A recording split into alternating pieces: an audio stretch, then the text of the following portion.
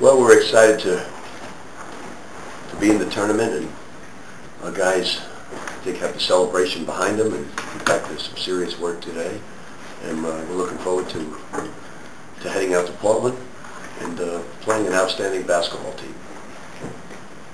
You talk about Davidson a little bit, the assets of that. Davidson is, I remember a second round opponent one time we played Iowa, and I thought that was one of the most difficult games that we would face. And I think this is one of the most difficult teams that I've faced as a coach in an opening round of a tournament. They're a team that early in the year, I just watched the game where they beat Kansas in Kansas City. They're a team that shoots the three at multiple positions. I call it Princeton offense on steroids, because they do all the fundamental things that a great offensive basketball team will do, but they do it at a very fast pace. And they look to run it against anyone. Doesn't matter who they play against. They push the pace. What about their individual players, Rick? Anybody stand out? Well, they got 2 Player of the Years. One was voted by the media. The other was voted by the coaches. The center was voted only by the media, and Brooks was voted by the coaches. So anytime you get 2 Player of the Years, you know you have to. But it's not just those two. Those two obviously stick out. But they go 7, 8 deep, and they all can play. Coach, your reaction to just your seed being on Portland and all that in general? I'm fine with anything. I'm just happy to be in the tournament. You know, we never thought that we were going to be in Portland. We thought it was going to be Nashville or Columbus, because we were told that if you're hosting a tournament, you would not play in the same day. So it surprised us, but I know you have no way of knowing, but do you get the feelings you moved up, Rick, with your performance in the Big East tournament? Or everybody keeps telling me it would have been better if we lost. Then we would have gone to Columbus. So I'm not sure about that type of rationale, but we just want to win. Our fans. To go to New York City, it's not cheap. Right. Very expensive hotel rooms and flights. And we not only want to win it to win a Big East championship, but we want to win it for our fans and sacrifice and get down there. And we had a great turnout, the largest turnout we've had down there. Every year we improve by about 200 or 300 people, and we put about 1,500, 1,600 fans, which is great.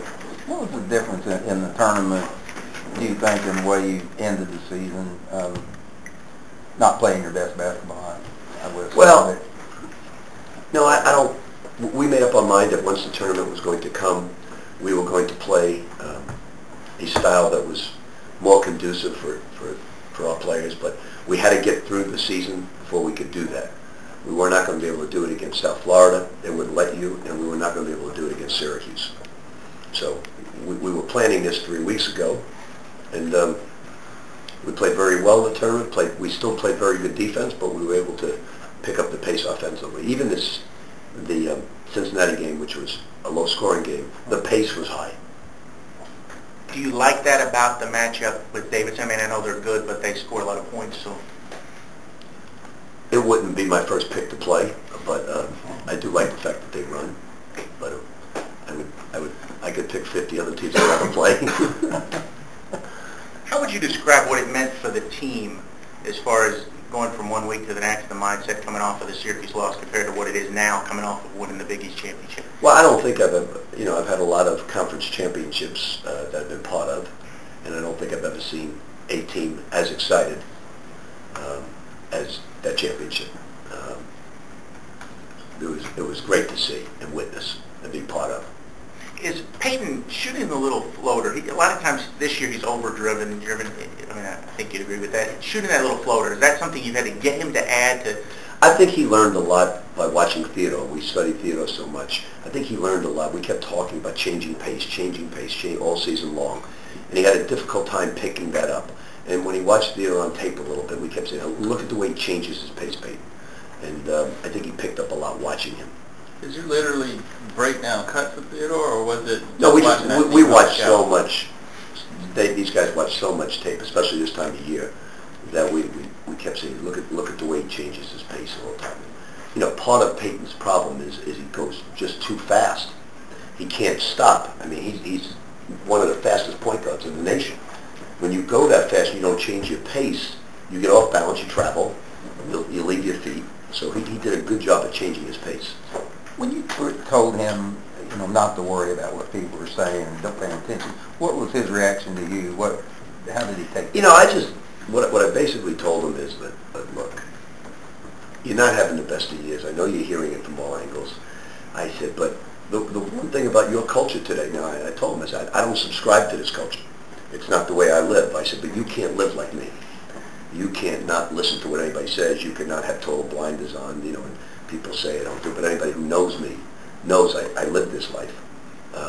You can't be that way because you're going to have friends text you, your family's going to text you what's wrong and this and that. You know, your girlfriend's going to say what's wrong and you know, so you have to understand that that's the bad part about that culture. The good part about that culture is you go down in New York and you have a great tournament, everybody will think you're having a great, and everybody thinks right now he's having the greatest season of his life. So that's the way your world lives. Not mine, but your world that you're part of. You live that way. Yeah, you're part of it. You all are. I mean, that's the culture today. It's just the way it is. Did he come out of that even better than you thought? I mean, he really did pick up his play, and it looked like in the tournament. Yeah, I thought he. You know, one thing sometimes you don't. One thing you wouldn't probably think about when you think about Peyton Seaver, and it was a big part of our game, was the way he rebounded the ball. I mean, you don't expect that. By the way, he shrank an inch at the beginning of the year. He was 6 feet. How did he go to 5'11"? Right. They kept announcing him at the Garden 5'11". Did they? Yeah. Yeah, the old roster. Oh, okay. Just wondered. He's 6 foot on our roster. Yeah. Okay. So he rebounded. Great job of rebounding, and we really needed that. Probably got beat on so much during the year. Rick, will the infrared uniforms continue? I think the infrared is here to stay. You don't have to do a choice? No, the players would kill me if I tried to change. Is there anything to it? I mean, they're really light. Yeah, I mean, the players loved it. You know, I'm sure some fans don't, some fans do. The bottom line with all this game is for the players. They absolutely love them. They're undefeated in them. It would be silly to change right now.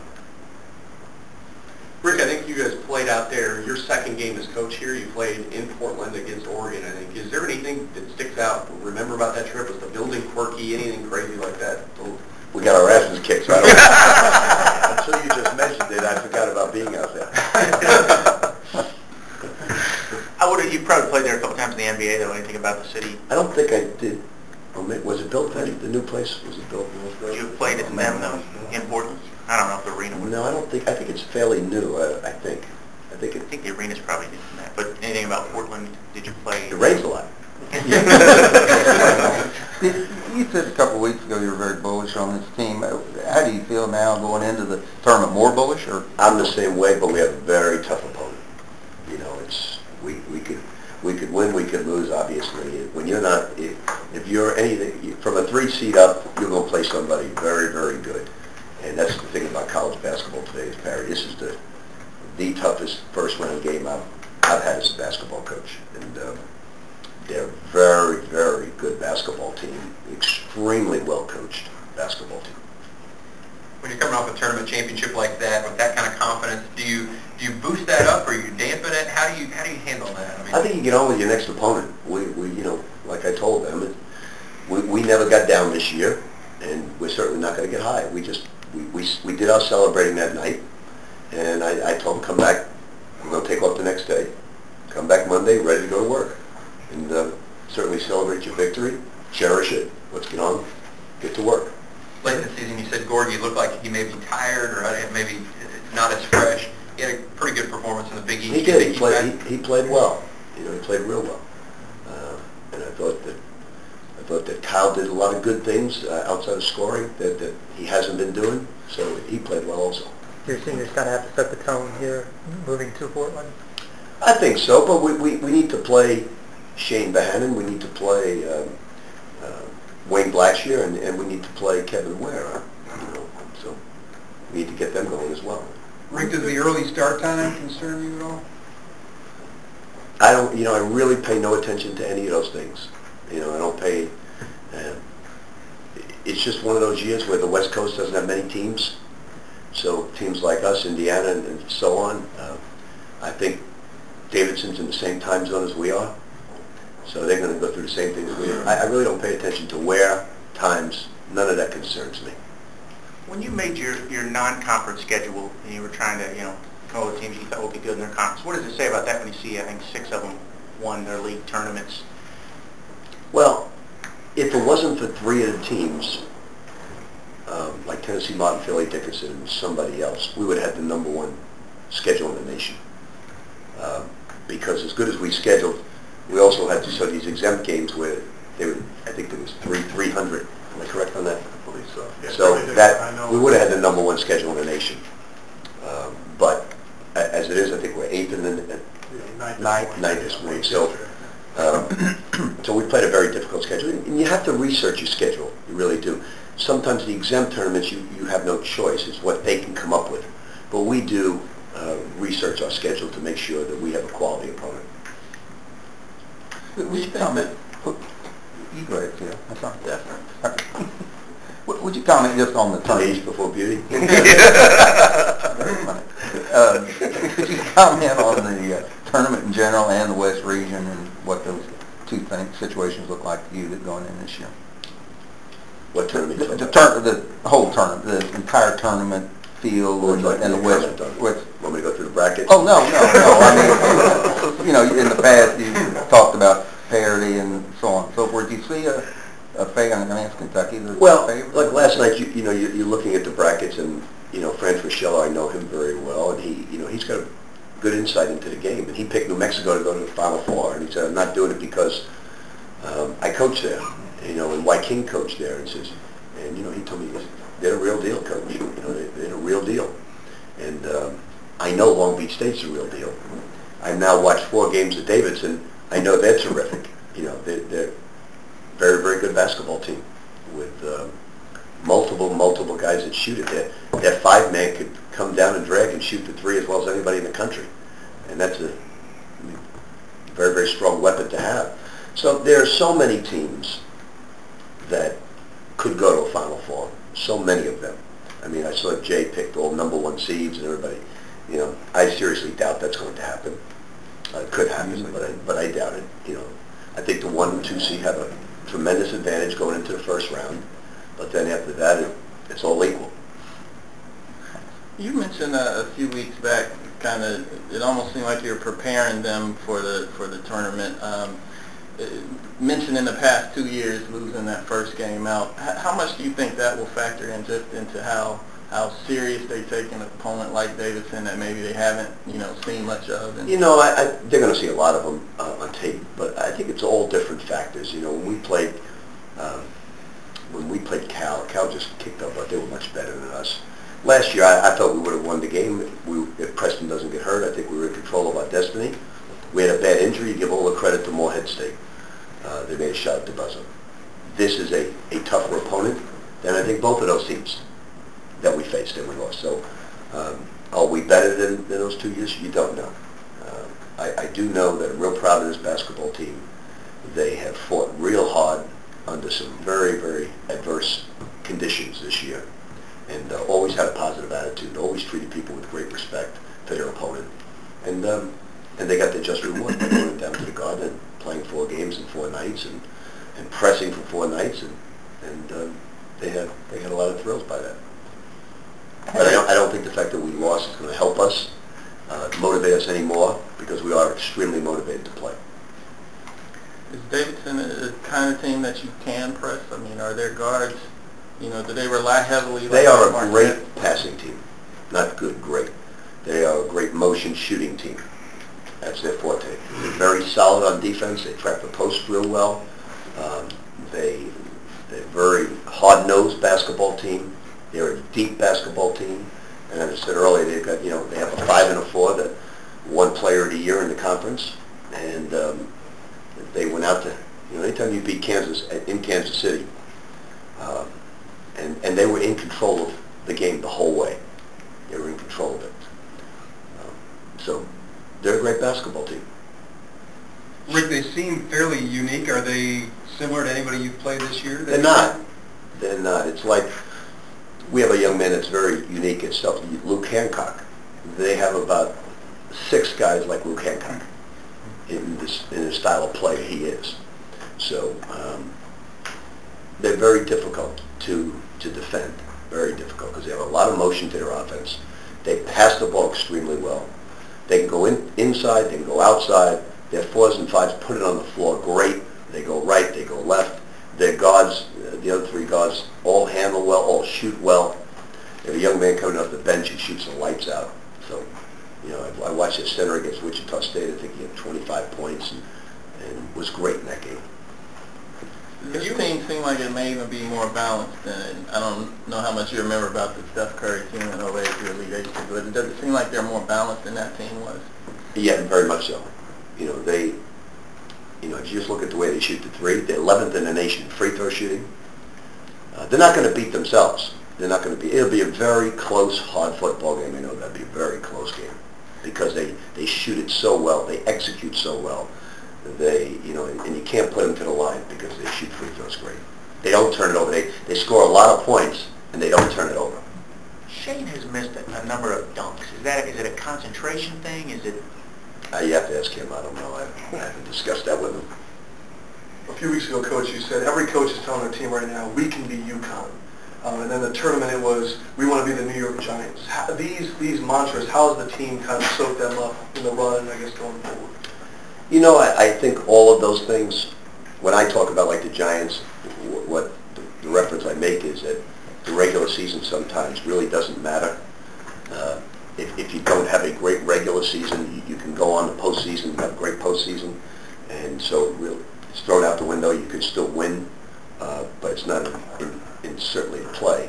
I don't think it really, all the motivational techniques, once the ball is thrown up, it really doesn't matter. It's about matchups. Matchups play an awful big key to almost every basketball game. You know, it's just like I told you, South Florida it was not going to be a good one for us in terms of the style. Would you do your wrist? Hurt it dunking, trying to dunk? I did try and I grabbed it. Is that how you hurt it? Yeah. Straight it. Didn't dunk? I grabbed it and I had to pull myself up. Gave away. With all the teams coming in for the first rounds, how do you feel like does the Young Center, will that do anything maybe for, I don't know, to enhance this program? No. Well, how do you feel people will go away talking about it? I mean, do you think that they'll see it's the most spectacular arena in the country, but it's not going to help our program. It'll help the city economically. It'll help the city get more, the Youngster get more tournaments, and it certainly helps the hotels, the restaurants, and everything else. But we'll be freezing our asses off in Portland while you'll be in 75-degree weather, and we'll be with an umbrella. Are you coming with us? Okay. So you'll freeze your ass off. The teams over there, if Western Kentucky wins the opening round game, the other 3 Kentucky teams would all be playing here, though. And Cal mentioned last night that you guys have won your conference. What does it say about the state of basketball, I guess, in general, about the Bluegrass State, what it means? Well, it's great. I mean, Murray State is like Murray State, Davidson, Wichita State. They all can flat out play, all of them. Weston was a shock to a lot of people. It's great for them with a new coach. That really is a great springboard into what he wants to do with their program.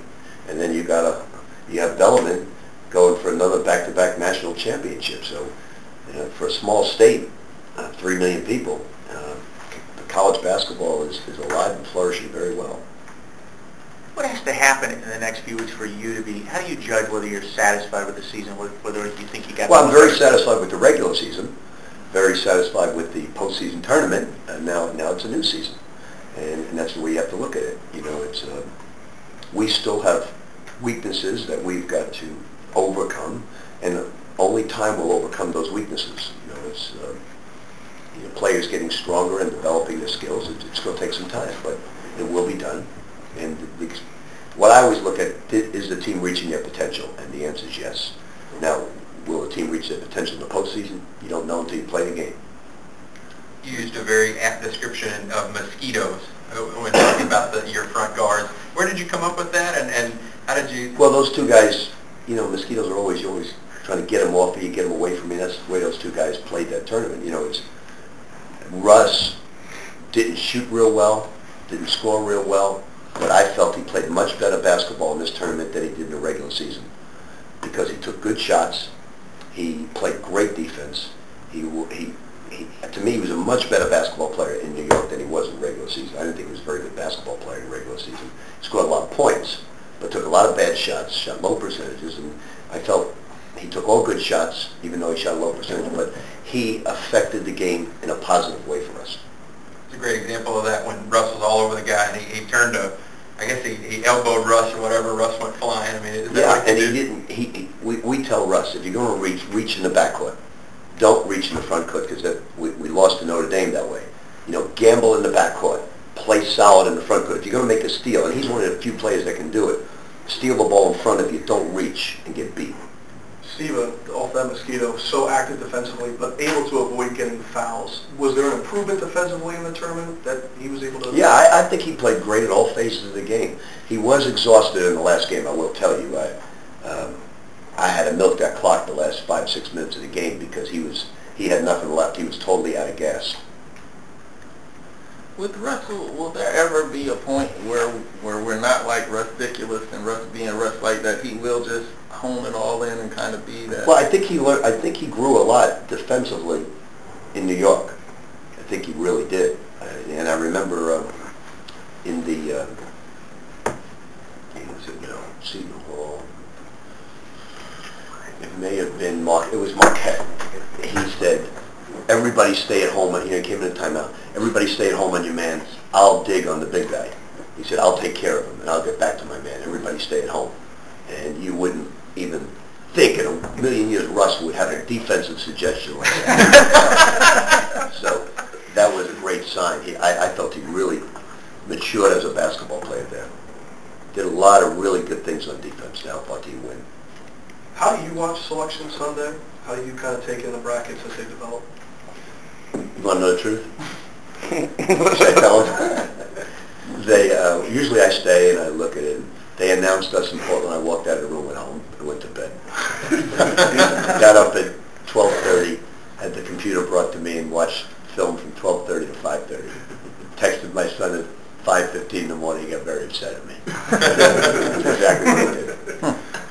In 2005 you were really upset when you were a 4 seed, and what did that show you though? I mean, as far as the way it all shook out. It showed me to react the way I reacted today. Don't say a word. Go home. Watch tape. Don't care where we play, what time we play, what type of. So, taught me that lesson. Don't react negatively to things that you cannot control.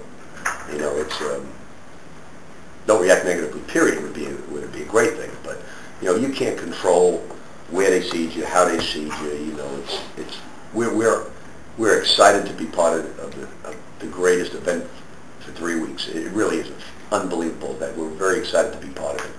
And there was a point in the season that, you know, when you lose your early home games in the Big East, and now you have to set a goal to win so many games to get into the tournament, and then you come away after all said and done with a great seed in the Big East Championship, you got to be real happy about it. So you can't worry about where you're at. And, so we're very excited. We'll get out there, and Davidson is going to get out there. Now, if you were playing at West Coast, if you were playing somebody from Seattle in the first round, and they're a 3-hour drive away, and you travel, then it'd be difficult. But Davidson has the same problems that we have. Will you have an infrared tie? No, I don't. That's not going to happen. No. Okay, one more, Coach. Anything else? You good? Great. All right, guys.